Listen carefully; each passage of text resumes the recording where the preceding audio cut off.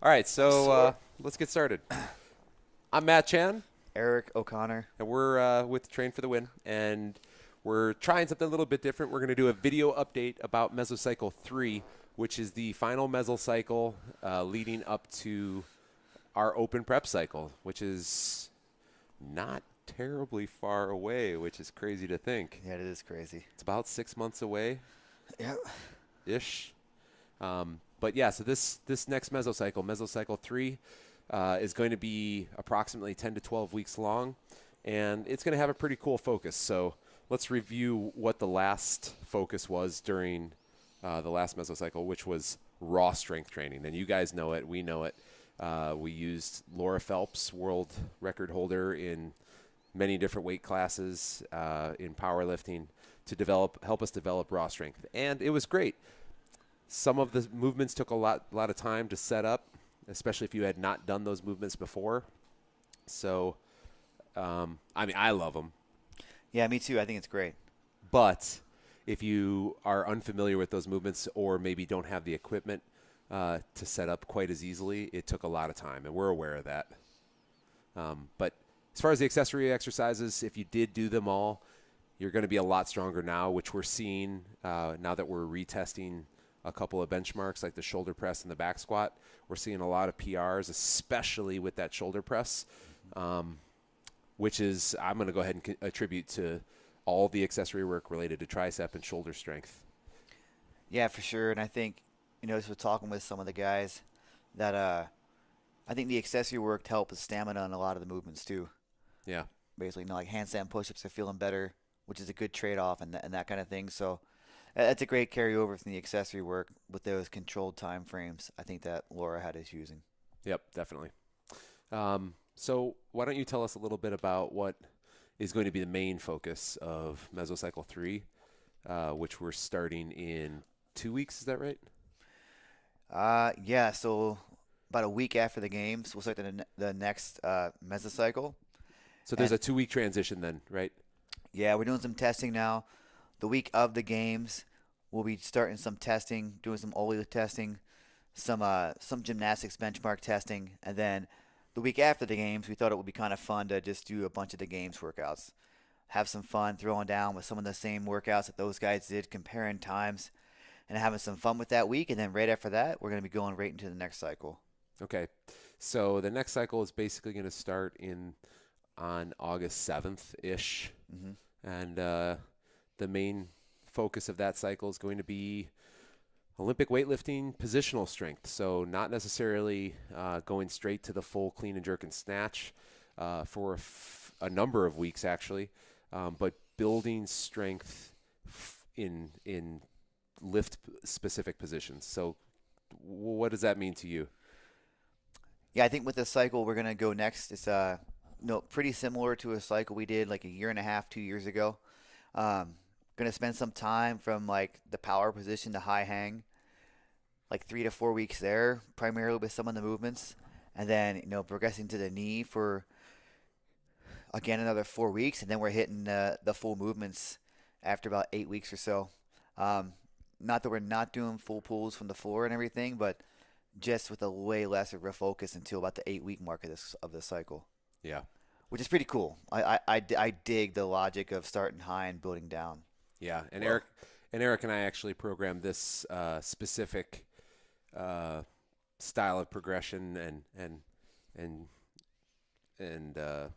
programming in 2016, Hmm. and I personally saw my best numbers ever come out of that 12-week cycle. I PR'd my snatch that year at 305, which was a 5-pound PR from the previous year. And when you're talking about CrossFitters, a 5-pound PR on the snatch with only 10 to 12 weeks of working on it is a big deal. So Especially at your age. well, that was a couple years ago, but yeah, it's exciting, and I think for everybody that did the last mesocycle, this is going to really pay off now, and we're going to see some heavy lifts coming through in another 2 to 3 months. Agreed. Great, so that's exciting. You have that to look forward to about the first week in August after our couple weeks of testing.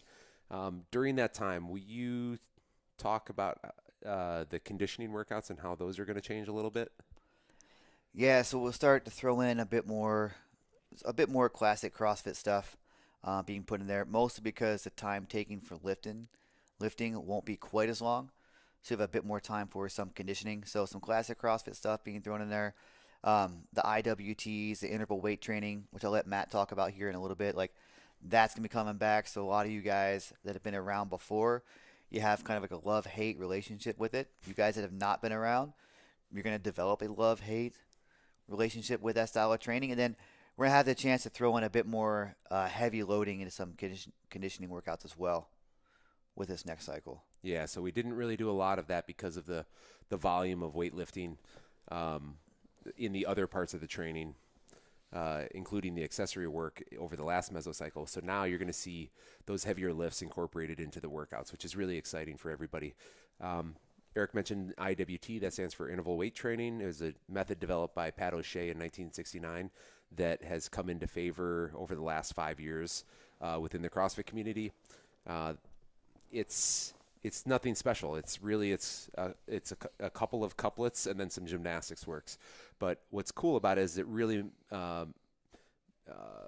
it integrates well into the mesocycle that we're doing now, because we're working on not only strength, we've built strength, now we've got the ability to practice strength endurance. And what this is going to do is it's going to really increase your lactate threshold over a period of time and make your body work. And the method basically is 2 couplets for 3 rounds each, separated by 5 minutes.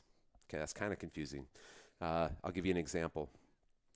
We take a complicated lift, a multi-joint lift that's a fast lift, like a clean, a jerk, a snatch, a thruster, even clean pulls, and we do between 8 and 12, maybe even 15 repetitions at about 60 to 70% of your 1 rep max. So something that you can hold on to for all of those repetitions, relatively easy.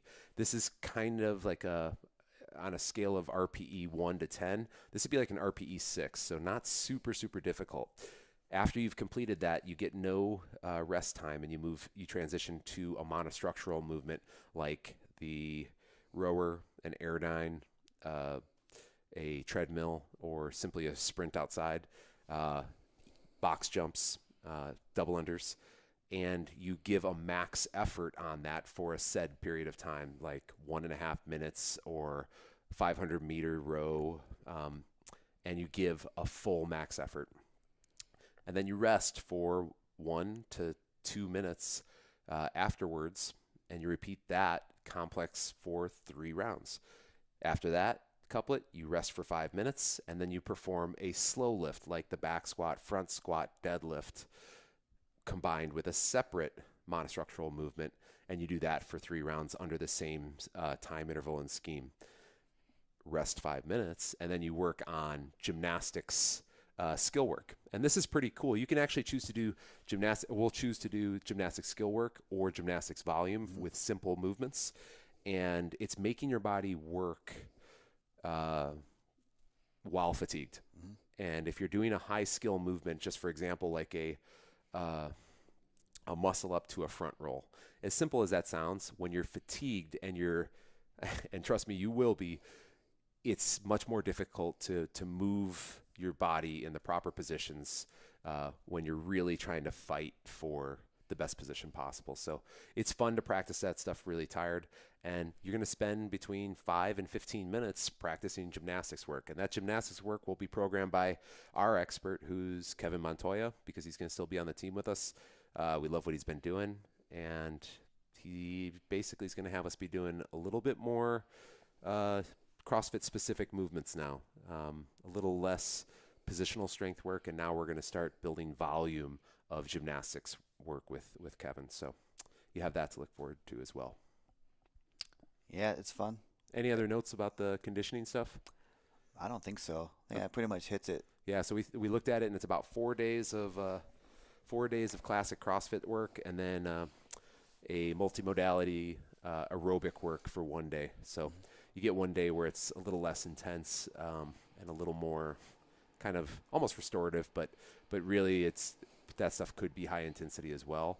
But less loading, more just aerobic work. So that's basically the programming coming up. Yep. What does that lead us into as far as the month goes? I mean, the finishing month. Yeah. So Yeah. when do we finish? So we'll finish this sucker up right around like in the middle of November or so. Yep. And then, we'll have a little break for Thanksgiving there, and then right after Thanksgiving, it's pretty much high gear for the Open. It's only about 2.5 months away after that, and we're ready to crush it for the Open with the Open prep cycle at that point. Yeah, and Eric and I are both very realistic about people's training, knowing that we're going to give people time off during Thanksgiving. And for those of you guys out of the country, that's usually the last week in November. And then again, late December until the first week in January. We're also going to continue to program workouts, but be realistic and make sure that they're short. We'll think of it as a recovery period for a big push going into the Open. So you don't have to worry about that stuff. Don't stress it. Make sure that you're spending time with the family, eating lots of food, having fun. You won't sidetrack yourself over a period of too little rests. Yeah, probably help out more than hurt. Yeah. Yep. So big wrap up here, you guys. If you did take the time to work on all of that strength work, we're going to see it pay off in the next mesocycle, which is trending towards Olympic weightlifting cycles, which we'll see during the Open prep cycle. This is going to be more positional work for the first few, probably 6 weeks, and big PRs are going to come from this. So that will be the focus. If they had to choose something on a day where they don't have a lot of time, let's say they've got 45 minutes and they're like, man, today is just jam-packed with the kids. I got to go to work. I'm traveling. And they've got a long list of things to do. What's going to be the must-do items out of that list?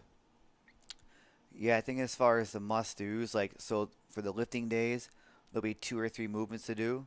Try to hit 2 of them if you can. Hit the conditioning hard if you need be, and then don't just forget about the accessory work. But if you have to kind of skip out on one thing, it's probably the accessory work. If you can't hit it all, we're gonna have a lot less volume of the accessory work at this time of the year. But maybe hit just 1 set hard versus 4 sets. Hit it up and then get out of there. Yeah. So the big thing is make sure you're getting that weightlifting in there on those days where we have weightlifting programming. And then if you can drop into a gym, don't worry about the conditioning. Just do the gym's conditioning. And that kind of is something that Eric and I really believe in. You don't necessarily need to have the best program. You do need to have the best training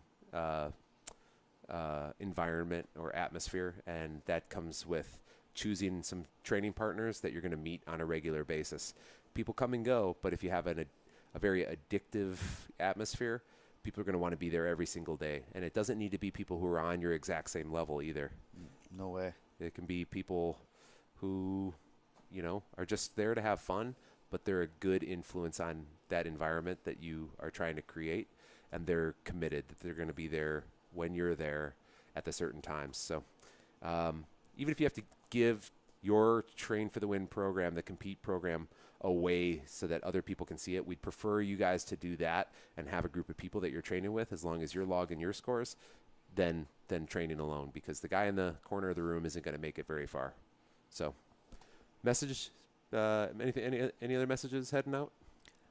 I don't think so. Let's have some fun with the cycle. I think everyone's looking forward to some Olympic lifts, and I am too. I think it's going to be a blast. Yeah, I do too. So all right, we'll see you on the leaderboard. If you have any questions, you can always email us at info@trainftw.com. Hit us on the feed as well. We're always on that. And if you'd like, we also check the Facebook feed pretty regularly. We're going to actually try and do a couple updates on the Facebook feed from time to time here. Maybe even give you some strategies on how to approach workouts before they're actually announced. So that way, if something's important coming up, you guys have an idea of how to approach that. So we'll see if when that happens, we'll make sure we give another announcement. But stay tuned and stay engaged. We'll see you soon. Thanks, guys.